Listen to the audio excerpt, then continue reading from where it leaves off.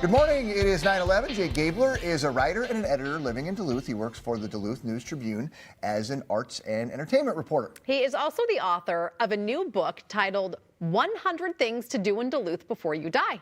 Jay is joining us this morning on Zoom. Hello from a snowy, wintry Duluth this morning. How are things, Jay? Things doing just great up here. It is white and wonderful, the way we like it on, March 18th? Yeah. Good. Well, Jay, I was excited when I learned about your new book, 100 Things to Do in Duluth. Tell us a little bit about kind of yourself and what prompted you to write this book. Yeah, I'm a writer based in Duluth here, as you mentioned. I write about arts and entertainment for the Duluth News Tribune, and I was approached by the publisher, Reedy Press, which has books like this. There's one for Minnesota, 100 Things to Do in Minnesota Before You Die, et cetera, et cetera. I don't know why it took them so long to commission a book like this about Duluth, but I'm glad they waited until I got here to write it because I had so much fun writing this book. So I think people assume this is for tourists or this is from out-of-towners, but I'm guessing you're going to say of the 100 things on your list, maybe some locals don't even know about some of them.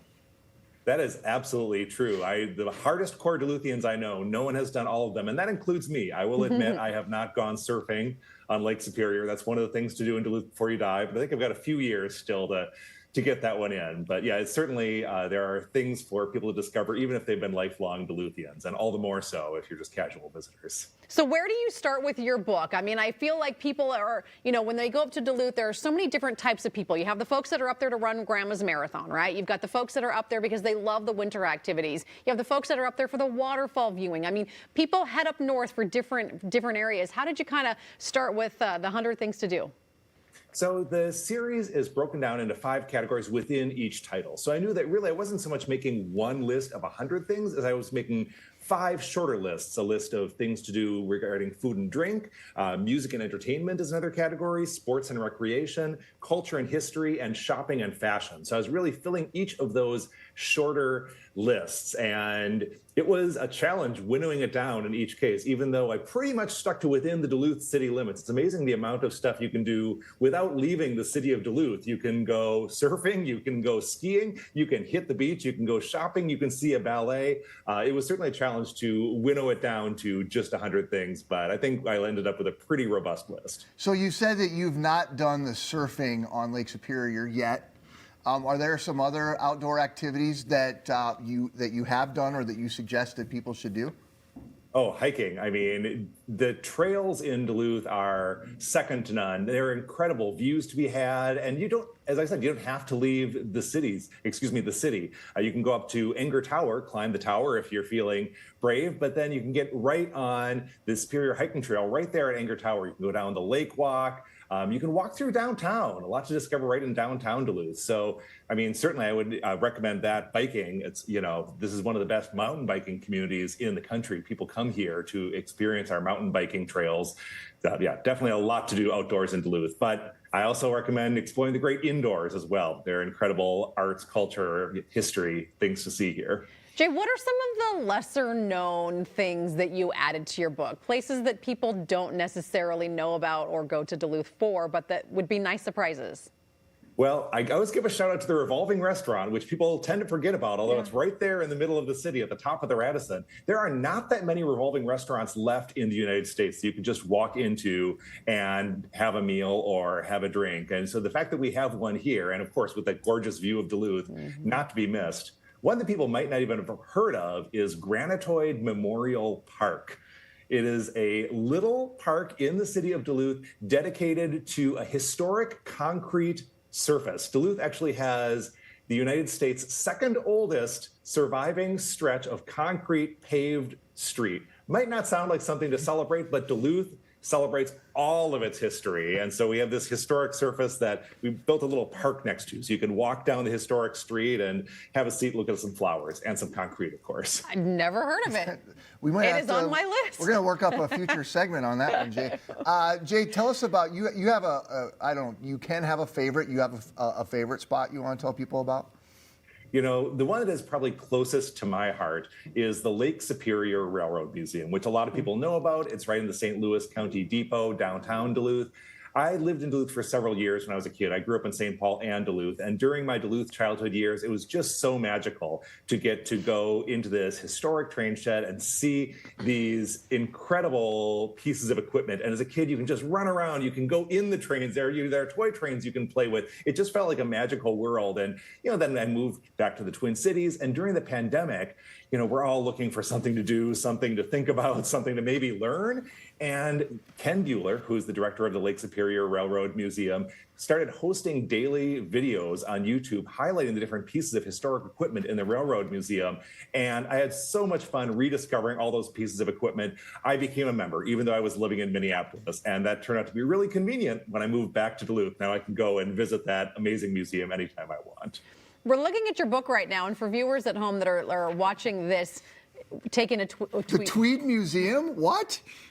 Yes, the Tweed Museum of Art at the University of Minnesota Duluth. Sometimes people ask me, what are the hidden gems of Duluth? You asked a sort of similar question here a second ago. And another good answer that I give are the universities and colleges here in Duluth. UMD, St. Scholastica, they're here, but people might not realize there's a lot for people to enjoy there, even if you're not a student. And certainly one of those things is the Tweed Museum of Art, an incredible art museum right on the campus of the University of Minnesota Duluth, free and open to the public.